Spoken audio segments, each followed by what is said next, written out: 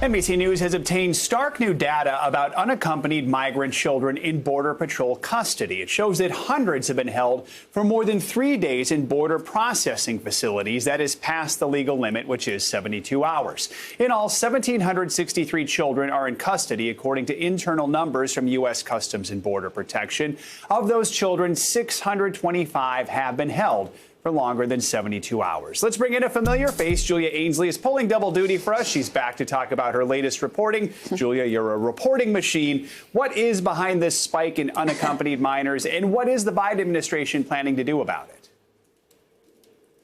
Well, first of all, thanks for having me again. It's important to do this story even on such a busy news day, because actually what we're watching now is probably one of the most telltale signs of what's happening at the border. There's a surge of unaccompanied migrant children. We've been talking for a long time about opening new shelters by Health and Human Services. Those are places where the children stay for about 30 days. They're in bed, they go to school. Obviously, it's not ideal not to be with their family, but by and large, most advocates agree that those facilities are well run, although they would like more of them to be licensed. But what's happening now is we're seeing a backup in border processing facilities. That's the first stop before they even make it to Health and Human Services. And the legal limit there is 72 hours for children. Right now, we're seeing 625 as of Tuesday. That's the latest data that Jacob Sobroff and I have obtained. 625 children staying over 72 hours. And that's key. We're going to want to watch that number to see if it rises, because what it means is that our system isn't adequately built to deal with the numbers of children coming.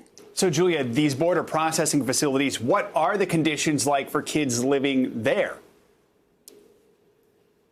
Well, they are meant to be short term, and they really weren't built for children at all. We saw in 2019, when the numbers got even higher than this, we were looking at as many as 1,400 children staying over 72 hours. Some of those children were forced to sleep on concrete, go without beds, go without showers, terrible conditions. We don't have reports of conditions like that happening right now, and we understand the Biden administration would definitely want to keep it from getting to that point. But these are places where it is harder for children to go outside, to have sort of the basic needs that they would normally have met. A lot of times the meals are not warm. We've seen in the past sometimes sick children become more vulnerable to death while being in Border Patrol custody because there simply aren't enough people to care for them properly.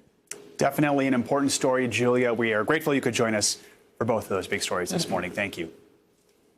Hey, NBC News viewers, thanks for checking out our YouTube channel. Subscribe by clicking on that button down here, and click on any of the videos over here to watch the latest interviews, show highlights, and digital exclusives. Thanks for watching.